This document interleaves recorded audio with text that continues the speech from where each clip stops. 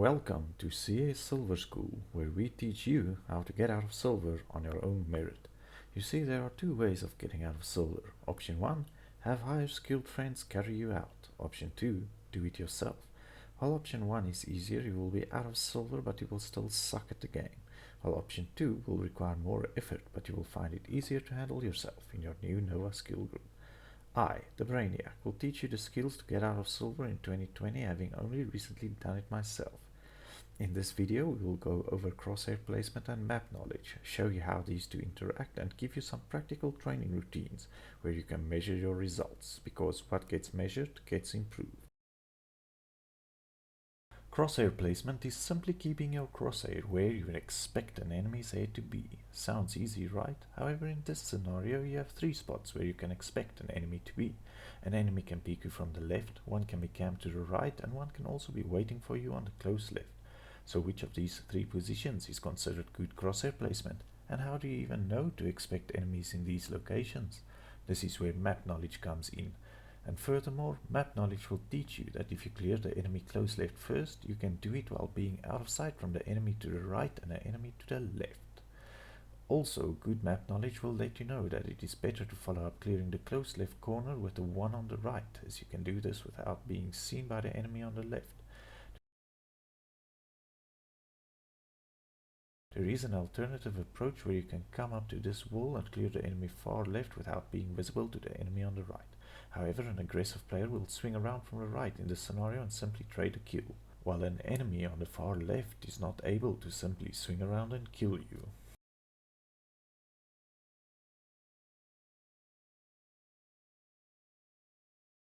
As you can see, Yprac maps have a good amount of different training modes, and I have found value in almost all of these. However, for our current training, we are going to start off with the pre-fire maps. Now please note that I'm going to show you 2 setups to use. The first one is for learning the pre-fire routine, while the second one is to practice the routine once you are comfortable with it.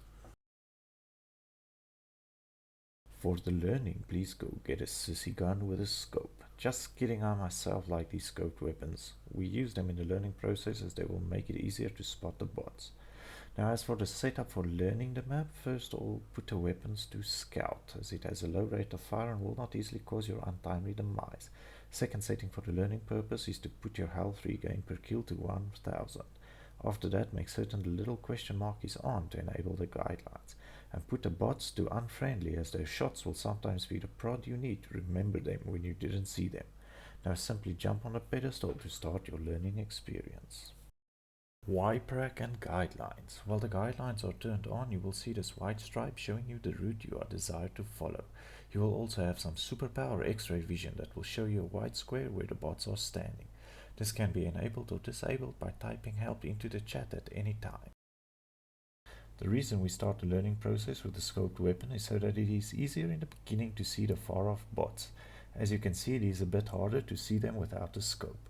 Yprac pre-fire maps are also great in not only teaching you crosshair placement, but also map knowledge, in that when you overextend on an angle, you will get slugged by quite a few different bots at once, thereby teaching you to keep your peaks narrow. As for the learning phase of the training, just run the course to learn where all the bots are shooting from, and try not to overextend where you have multiple bots shooting at you at once. This is another example of where Yprac maps are great in teaching you map knowledge as well as crosshair placement.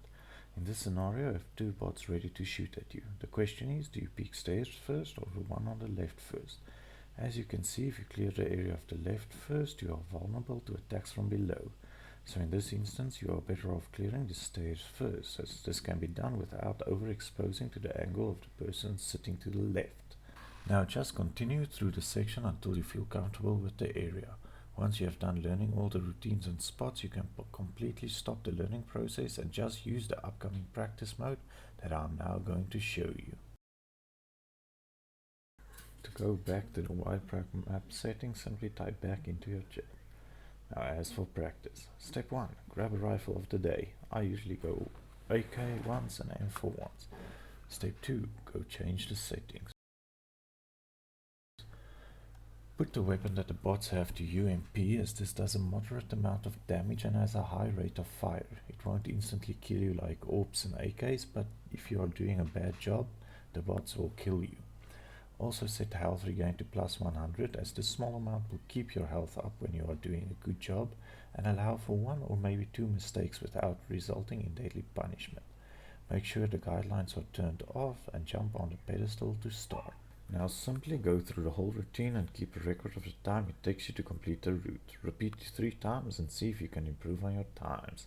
Keep alternating between learning and practicing all the routes until you feel well versed in all of them. To keep in touch with Joe and his limited time, you can spend around 20 minutes on these pre-fire routines before moving on to the deathmatch part. As you get better at the pre-fire routine, you will be able to do all these routes up to 4 times in these 20 minutes, as you will no longer need to spend all the time on the learning aspect.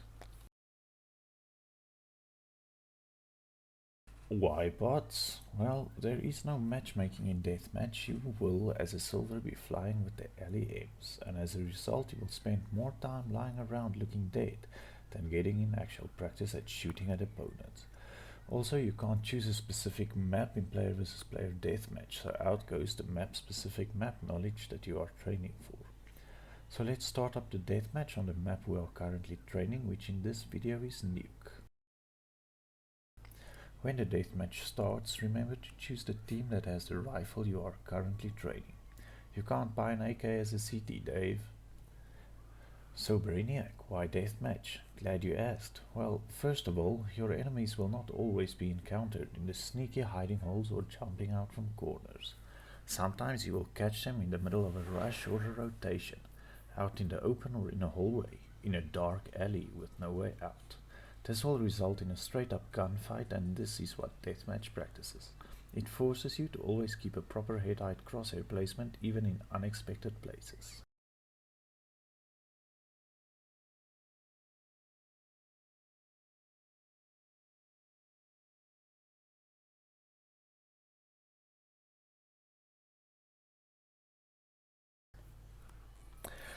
I like to be alone against a bot so that I can get into practice without teammate bots stealing my kills. So for that I've used the following console commands.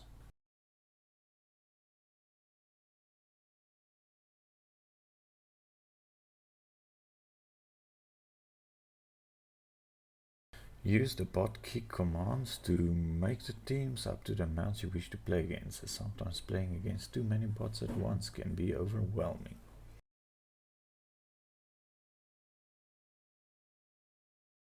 You can also change the timer if you want to do a longer deathmatch by putting in the following console command. If you are on a short time lease like Joe, then spend around 7 minutes rifle training and 3 minutes pistol training. If however you are having a fun time running around and having that zen experience shooting bots in a low stress environment, do 20 minutes rifle and 10 minutes pistol. Remember, when doing the pistol training, you can use the following console command and the restart command to make the bots have pistols also, because pistol versus pistol is a lot easier to train with than pistol versus AK. Back to the Yprac. Now that we are back in the Yprac map, this time we will be interested in the defense training. You can set the bots to knives or AK.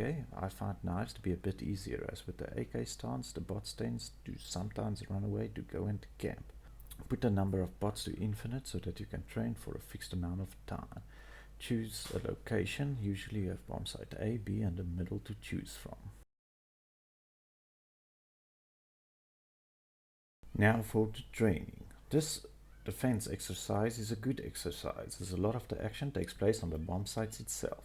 This will practice your crosshair placement and map knowledge, in that head-height placement is not the same all over the entire bomb site, and this will give you a realistic environment to commit to muscle memory the height at which to raise your crosshair when getting attacked from different angles. As you can see, for instance on bomb site A, if you are standing here, the head-height angle you must keep is not the same as when you are standing next to the silo.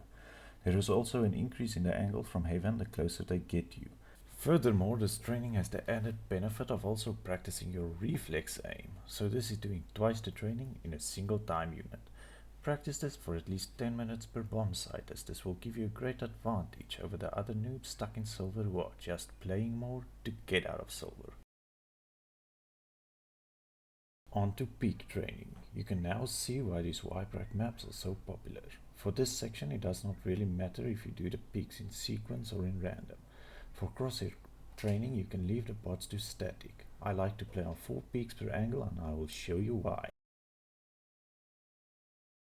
The reason I do 4 peaks is because by default when you start a new peak angle your crosshair is more or less at the correct head placement angle. So I practice it once like this with the angle already set up just to get my eye into where the bot is. The second time it repeats I like to do a small shuffle, dance a jig and move my crosshair off the angle, so that I can do a quick shoulder peek, then try to readjust my crosshair based upon what I can remember seeing before peeking out again. This is a very useful skill to exercise as it has the added benefit of making yourself harder to kill as you aim while you are behind cover.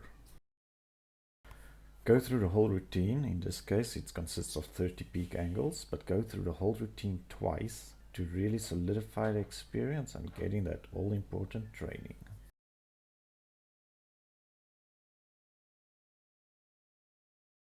That's it for this episode of Silver School. If you found it helpful, please leave a comment and hit that subscribe button as we will be bringing out quite a few more episodes for you. Also be aware that if you have any good training routines or tips and ideas that we will be running another series on this channel where we will try out your tips and training and give feedback on the effectiveness, a place where you are the teacher and we the willing students. Class dismissed.